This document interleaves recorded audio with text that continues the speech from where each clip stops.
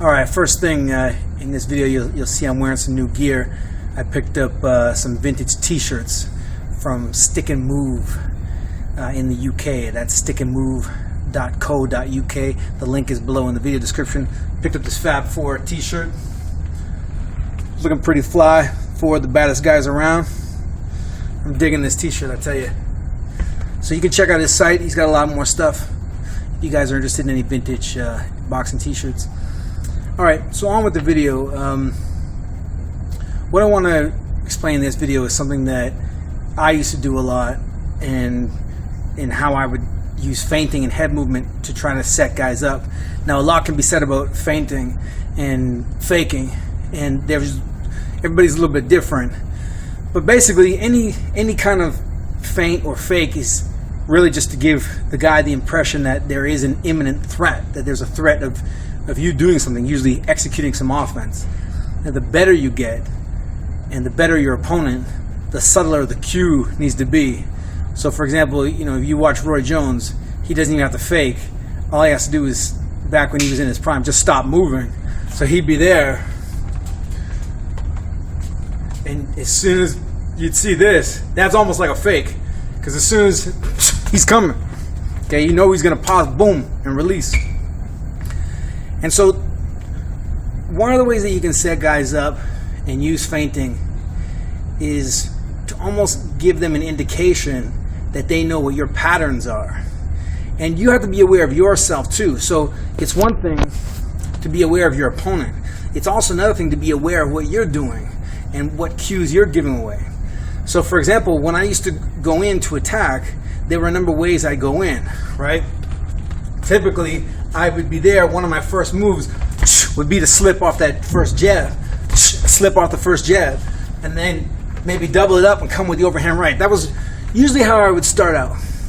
I mean, these opponents had never seen me before, so they don't know how I'm going to start.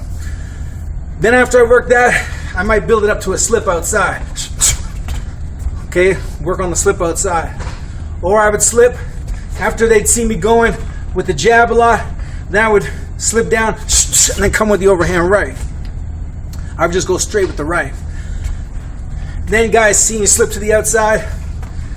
Okay, they think you're going slip left.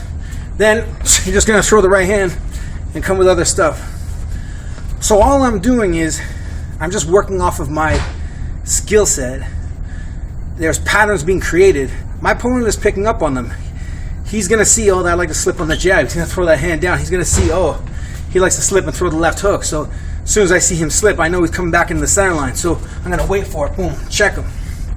But what you got to do is you don't just have to be aware of your opponent. You have to be aware of yourself and what cues you've given away. Because no matter how good you are, not everything is going to work all the time.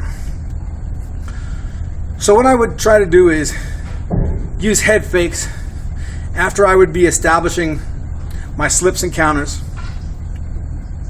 And then I would just come straight in. After enough head movement, I would do the very predictable, unpredictable thing of just coming straight in, which is something that I usually don't do. And you don't want to do this all the time.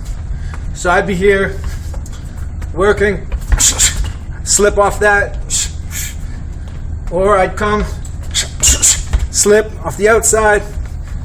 I do enough of that, jab to the body. Now I'm faking. I might, like in one of my other videos, fake right and go left. Okay? Faking.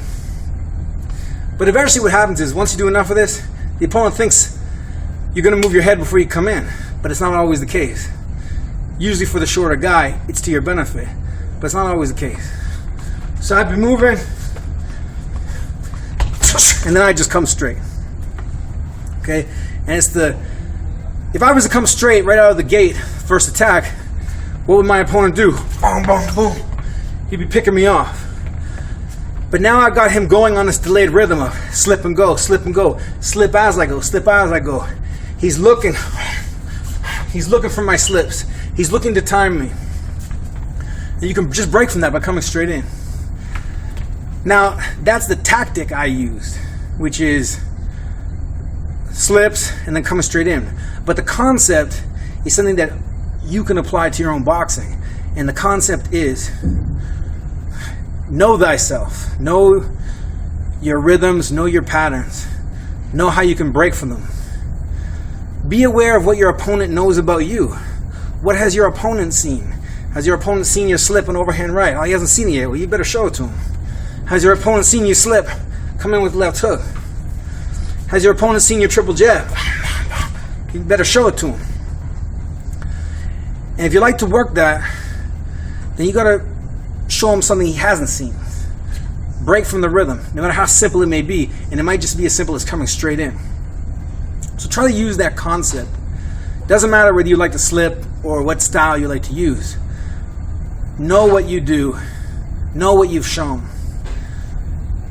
Be aware of what your opponent is doing, of course. That's actually the number one thing. But at the same time, be aware of yourself.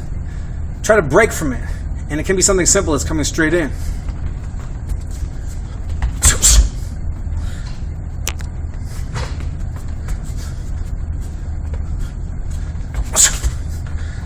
Okay? And I guarantee you're going to catch a few guys doing something really simple.